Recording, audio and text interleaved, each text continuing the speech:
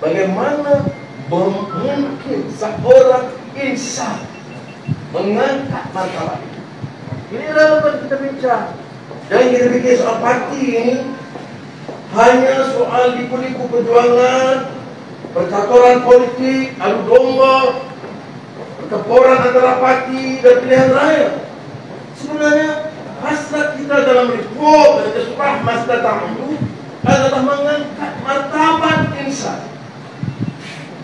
Sebab itu kalau orang itu dia mengambil sikap bermusuh bersama manusia, apa menghina satu sama lain kerana derajatnya, kerana keturunannya, kerana warna kulitnya, kerana jantinanya, itu ditolak. Tidak memungkinkan derajat martabat seorang itu terangkat. Wa ma adraka ma aqabah fakku raqabah. Terjaminnya pengangkatan satu martabat manusia itu dengan membebaskan manusia. Kalau manusia itu tidak bebas, tidak merdeka, tak mungkin martabat ini terangkat. Itu essence, satu yang fundamental dalam hidup manusia. Tugas kita itu memerdekakan seorang yang dianggap hamba. Ada orang kata, tapi hamba perhambaan diatur proses, dia tidak segera dibebaskan dalam tradisi Islam. Tetapi ditekankan, proses itu mesti berlaku, kerana derajat dan martabat manusia itu tidak boleh terangkat kalau tidak dibebaskan. Ada ulama dulu dia tafsir hanya fakku raqabah ini hanya membebaskan hamba nabi, tapi banyak menafsirkan bebas. Saudara mungkin bukan hamba, tapi menjadi hamba pada satu sistem tak boleh fikir, diperbodohkan, media dikontrol. Apa bezanya sistem perhambaan itu dengan perhambaan di bawah Firaun? Fikir tak boleh. Hidup itu menjadi alat berkakas pada sang penguasa yang kontrol semua. Harga barang dia kontrol, harga diri dia kontrol, kebebasan dia kontrol, nak ucap dia kontrol. Sebab itu untuk membebaskan manusia satu tugas yang kalau bertanya saya, apa dia maksud keadilan? Tidak ada relevan kaitannya kalau tidak ada upaya kita mengangkat derajat manusia.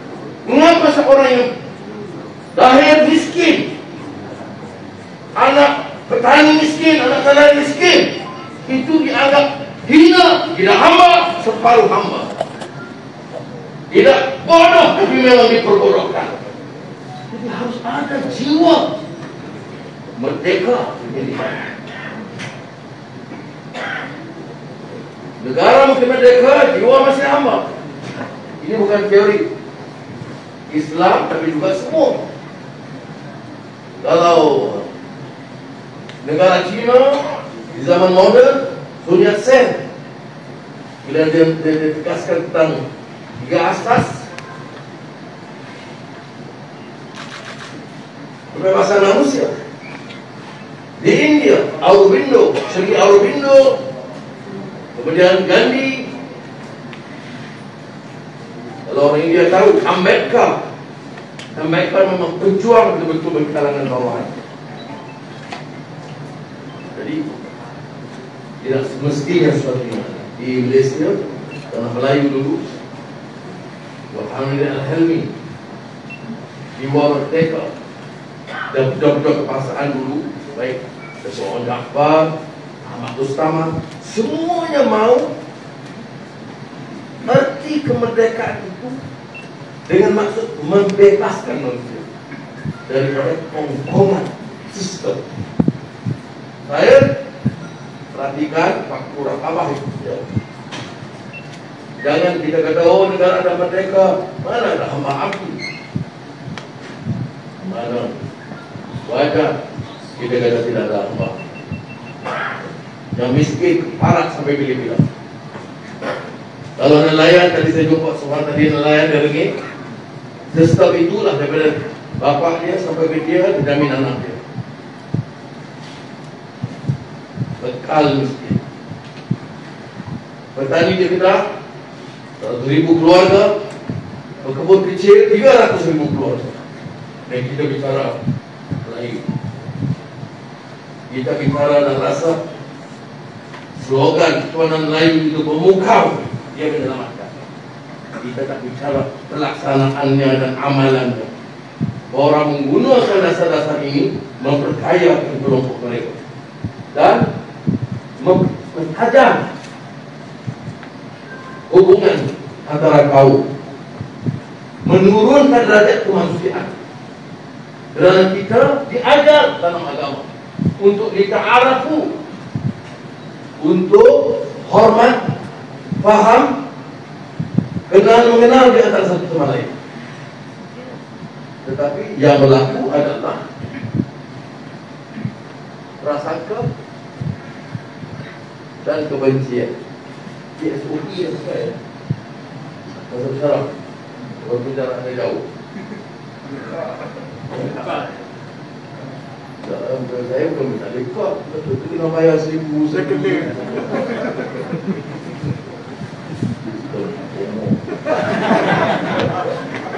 Jauh. Nanti di belakang kau ikut tu. Kalau saya kat bawah, saya tinggal bawah, saya tak beli. Bayar 1,000. Lebih baik bagi bagaimana?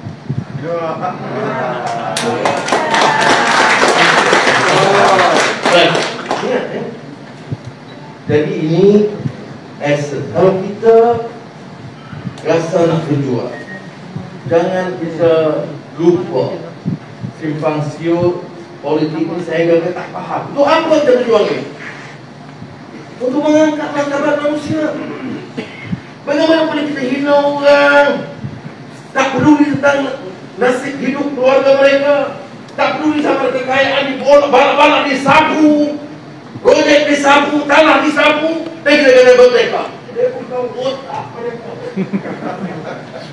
Dan ini yang kita lakukan sekarang untuk membetulkan pembobrokan sistem. Semua guna pembobrokan. Kalau betul kita paham pembobrokan ini, kita harus melepasi, kita bantu lepaskan.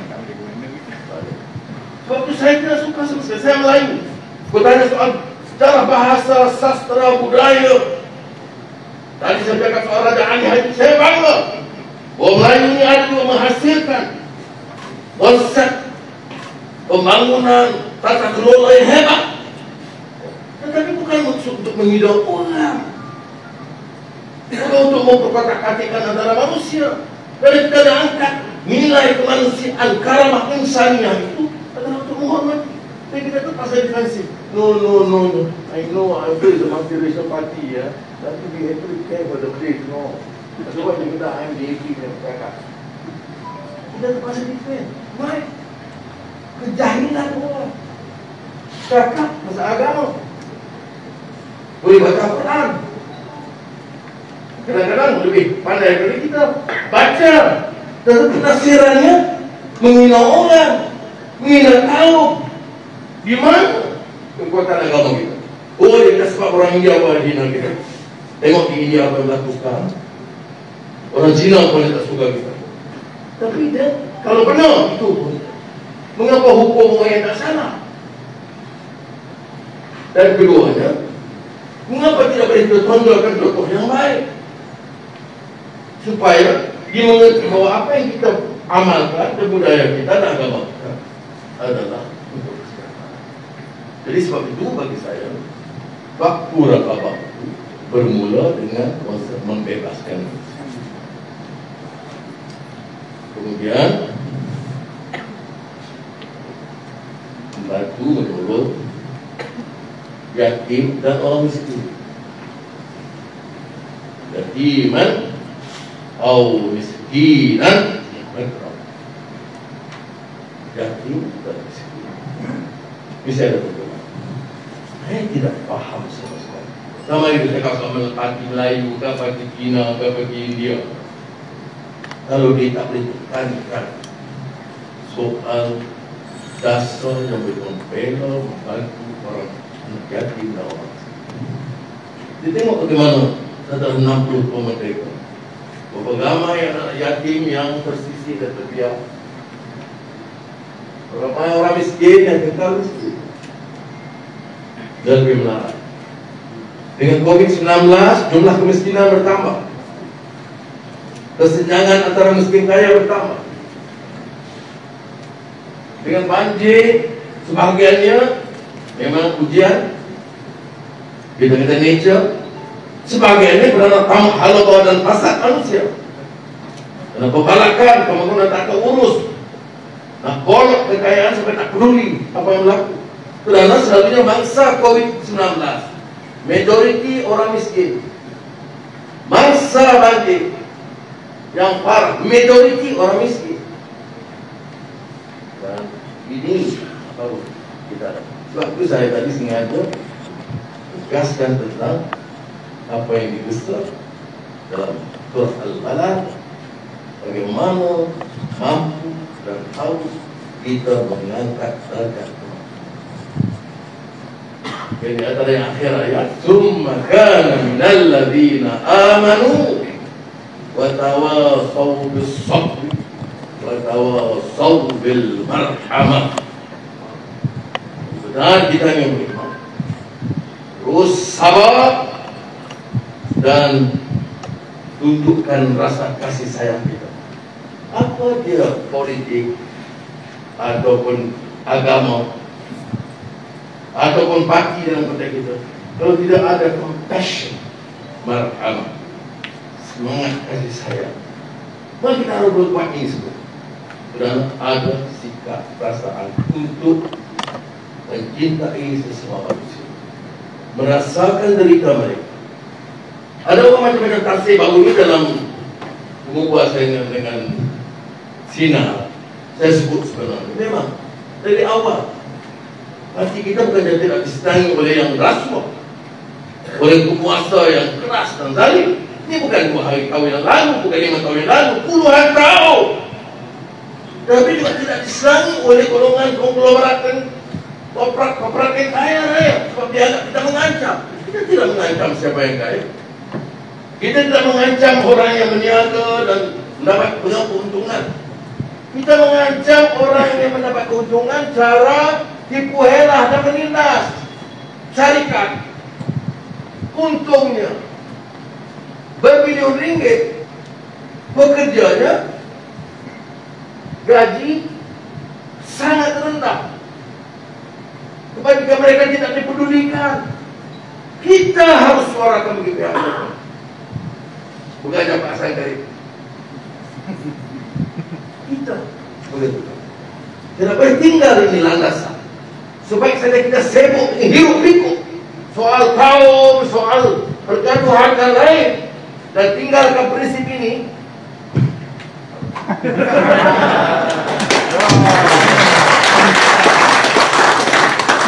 Kalau kita tinggalkan ini, hilang bagi saya asas. Oh enggak, golongan kita termasuk peristiharaan bermakna.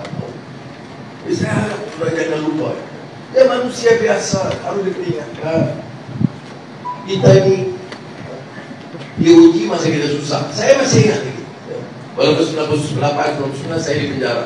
Azizah sekali datang ke penjara sebagai pandangan bisi-bisi orang. Saya kata tak boleh makan pakai pun ini kami derjat besi. Orang ini nak cipta tak boleh kerana dia dengar. Jadi saya ya semua.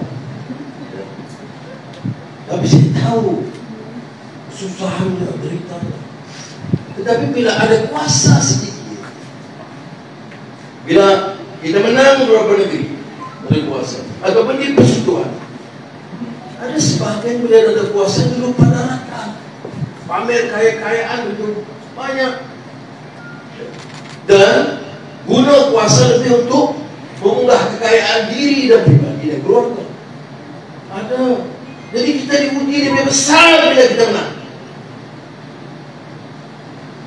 Lebih kukuh dan padu kita dalam keadaan kita kita derita dan susah bertempur di jalanan, kena pukul lagi kuat semangat. Tapi tidak dapat tinggi enam dan lemak semangat. Betul Pak? Ya, paras. Ini sudut tamat. Ya, betul. Orang lama sih saya harulah. Ramai ya kawan-kawan lama. Saya tak sempat lihat masih 98, tapi saya keluar 2004, 2005 datang nampak sampai sekarang ada jawatan setia.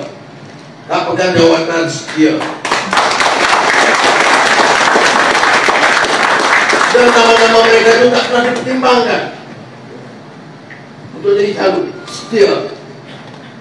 Ini maknanya ada, tetapi ada juga ujian kepada kita, di mana orang-orang yang sudah dapat jawatan tinggi, besar, pengaruh, senang, tapi karena perangai haprak sampai di mana yang kita lawan puluhan tahun. Ya.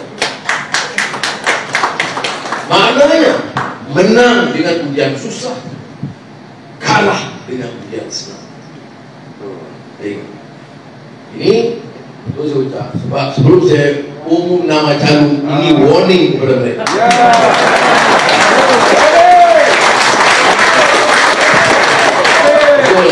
Bila menang itu bila jadi menang jangan lupa. Bila kalah presiden salah pilih. Saya tidak baik, presiden mesti tak betul. Bila menang itu kerana kewibawaan saya, kita hasil otak kau.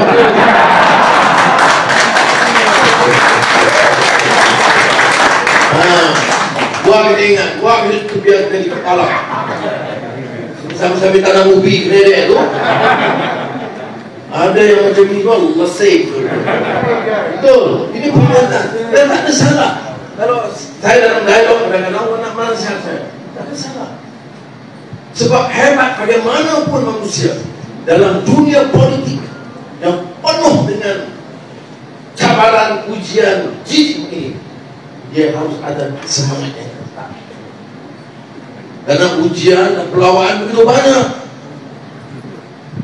kena waspada. Sebab tidak ada jawatan lain. Kalau ada jawatan, tidak ada ditarikan. Karena sistem itu rusak. Rasuah itu sudah endemik, atau kita kata sistemik seluruh sistem negara. Jadi kalau tidak ada kekuatan dalaman, tak boleh kalah. Dia kata, oh ini orang Islam, tak betul. Saya pernah lihat orang yang bukan Islam, tetapi dia punya konsistensi perjuangan dia terlihat. Ada orang yang bicara Allahu Akbar tiap 2 ayat, tapi tak ikut lebih awal orang lain. Betul. Sebab Islamnya bukan di jubah aja dicabut. Tuan nak lagi faham dengan saya. Dalam hati saya juga begitu. Tengok kawan-kawan di situ je. Kenapa? Tidak sama apa yang diungkapkan dengan apa yang diamalkan. Ujian. Jadi saya harap kita sambil beringat. Saya sebut tadi, kuat sebagaimanapun sama manusia, kalau dia terjun dalam gelagat ini, dia tak akan bertahan, melainkan dia persiapkan dan sentiasa kilap semua. Contohnya besi, memang ada dalam urusan hadis dan juga kisah ulama Sindi. Dia kata besi, kuatnya besi, tak pecah, tak pecah, tak patah, tak pecah, tetapi masuk dalam air, dia karam. Kalau lama masuk dalam air, dia karam. Jadi apa yang harus dilakukan? Dia harus diangkat keluar, diselaputi dengan minyak. Ini yang dikatakan muslah ke, latihan ke, retreat ke, untuk kilap semula air di sepi. Lepas tu masuk dalam air. Lama-kelamaan angkat semula, kilap lagi. harus menjadi satu proses yang berkesinambungan, rusak. Kalau tidak, harap yang kita saksikan sendiri, orang yang hidup pikuk ceritanya, kuat cerita reformasinya, lebih lantang dari kita, tapi lebih cepat lengkuk dari dia. Itu yang berlakunya pengkhianatan. Maka syaraton asyaitan. Baik, itu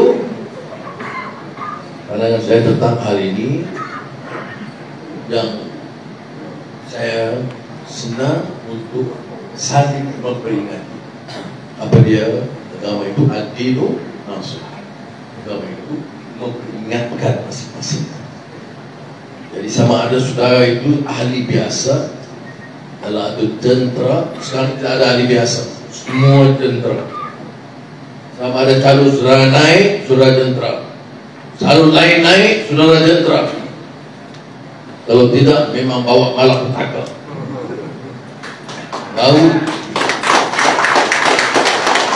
Baru artinya kasih kepada kami. Kalau sudah sokong dengan umur saya, ada jaminan dekat. Saya Ibrahim belum tentu kekal di Lela. Tapi dia semangat lemah dia lagi. Tapi keadilan Lela harus terus. Ini maksud saya. Jadi kita kadang-kadang lupa. Saya tengok kenal orang tak boleh habis. Orang lama tahu. Ada yang bagi pandangan yang cukup baik, tapi ada juga maklumat kita yang sebaliknya. Dan di antara yang sebaik kita, saya sebut tadi Jawa Baru, calon yang layak. Dapat calon kursi berapa? 20 dan keadilan. Yang layak dan yang mohon ribuan. Yang layak pun apa saya sebutkan? 22,000 layak. Kan? Agama yang layak. Jadi orang yang dapat tidak ada perasaan lebih.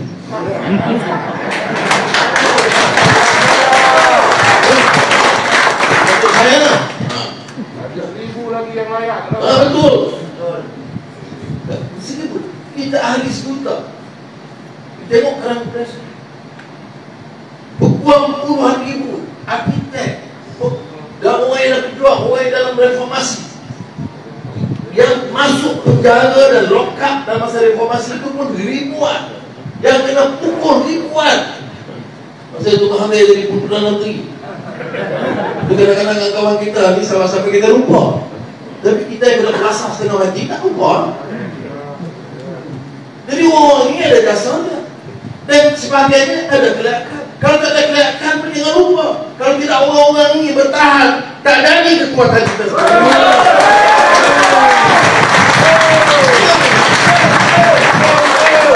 Jadi semua orang yang masuk di saya, kita mau berjuang, kita mau menang 2018. Sudahlah, tak mungkin kita menang 2018 kalau tidak orang yang ribuan.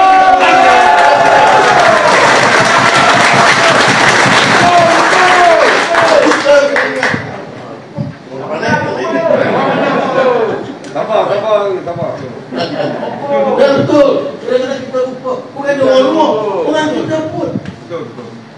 Itu saya selalu ingat untuk kenangan tuliskan dalam syarah ni kena ingat kau kan. Kalau nak menang, kita nak jadi dermaka.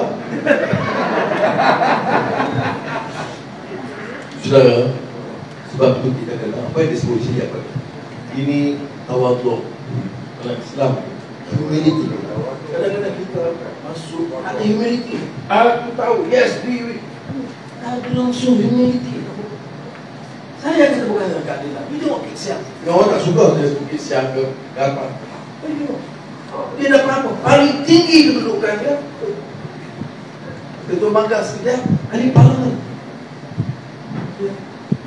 Tapi tengok konsistensi dia. Dari masa dia muda sampai pendengaran dia kurang. Sekarang konsisten dan gagah juang. Dia jadi AP, betul dia jadi AP. Saya pernah lawan dengan dia juga dulu. Tetapi saya hormat dia dalam konsistensinya, kegigihan dia. Jadi janganlah kita tengok pandai-pandai ini, kita lupa orang macam tu pun tak ada dia. Tak jadi dia seperti ini. Betul? Ya, betul. Jadi saya harap kita dapat menimba pengalaman dan belajar untuk ada pendidikan, sikap, rendah diri, saling hormat. Betul, kita ada ramai profesional sekarang, jurutera, peguam, ya. Tetapi sudah peguam dan jurutera tak banyak, tak ramai yang tersambung di dalam negara dewasa di bawah. Jadi gabungan ini harus mantap. Orang yang kurang pendidikannya tapi kuat semangat harus mantap. Dia boleh tahu. Takkanlah pula kita nak ambil petani dan letakkan dia sebagai menteri pendidikan. Dia pun tahu, tak pernah minta. Jadi bagi dengan bimbang. Tetapi kita kena faham bahawa sumbangan itu terlalu besar. Saya lihat sebenarnya, buat tahu saya begitu, saya tersentuh. Saya tersentuh dengan melihat siapa yang kenal. Boleh belasah, boleh tak tahu. Tetapi sumbangan dia, kalau tak kerana dia, kita tidak cintai. Betul kita warna sudah payah kena pukul mata lepang duduk penjara. Betul. Ya, saya tak kata susah. Susah. Tetapi kalau tidak kerana saudara yang tampukan reformasi kesadaran di luar mahkamah semua itu, saya akan terlupa dalam jalan. Terpadam dalam lepaskan kita. Jadi sebab itu kita kena ingat ini sebagai satu utama. Ahli biasa, penokong, rakan-rakan yang setia puluhan tahun dulunya pas core-nya itu dalam amanah yang sekarang menjadi amanah. Dan ini orang itu biasa share kapal sih, mendiam kapal sih. Orang yang keras, ada orang lain mengalah, sampai dok, barang. Tetapi ada kekuatan jiwa kemanusiaan dia. Dia bantu saya 10 tahun, 1 sen dia tak ambil. Bayarnya mahal tu, RM1 tahu. Sekali, apa saya share? Saya di penjara. Lepas dia datang, bukan dia marah, saya dia marah. Apa dia? Paling tentu. Aku tak pada ulama. Kau yang mengamuk satu arahan. Kita buat suruh. No, you shouldn't do this. You ingat you siapa? I thought you got passing. No, you cannot do this. I don't know. Rupanya tanpa pengetahuan saya, adik saya bonding dengan Azizah dan keluarga. Kita kutip sama keluarga, buang dengan ayah saya berada sekitar 150,000 minta lagi kawan-kawan lain tolong, ada sekitar 400,000. Itulah sebab tahu. Jadi saya fikir dia ada staff, dia kena buat penyelidikan, dia lawat hari-hari di mahkamah. Jadi kita kata bayar 400,000 itu sedikit sangat bagi bertahun-tahun dia bantu saya. Bila adik saya pergi ke ofis dia bayar nak bagi, dia kuat. Dia tadi tolong. Dia marah, dia pengamat saya keluar. Get out from my office. Adik saya pun mengamuk. Aku nak pergi bayar ke rumah, dia pun pengamat betul-betul. Tapi apa? Jadi saya membalik. Dia mari ke penjara, saya penjara. Dah aku dengan sakit, aku dengan boring. But dia marah aku pula dah. Dia baru dia cerita. Saya kata, kenapa? I don't know what's happening. Can you just tell me? Relax, tell me. Apa sih perlu pergi penjara? Saya penjara tak boleh minum. Kalau pergi ke makan tak boleh. Tapi kenapa pergi sini datang? Dia tengok pegawai dia, Go ahead. Aku duduk orang bayar dia datang, aku dah kalah dia. Kita nak tengok haram tak dapat TTO. Jadi orang pun tak, dia takut. Tak mau haji ni, okey, bawa lah dia, selamat. Next time you come, kita lebih dulu sekali. Okay, next time. Tapi tak apa. Dia tegang, tak ada cuti. Saya tak tahu. Dah adik saya pun dengan keluarga. Kita pun rasa tanggungjawab. Kita hari ini. Itu dia kata kat saya, no, let me take from. Betul lah saya keadilan dia juga keadilan saya ini. Tapi dia kata saya juga manusia. Saya ada nilai, saya ada prinsip dalam hidup saya. Saya tahu you buat apa. Saya tahu susah payah you. Saya tahu you buat itu untuk kami semua.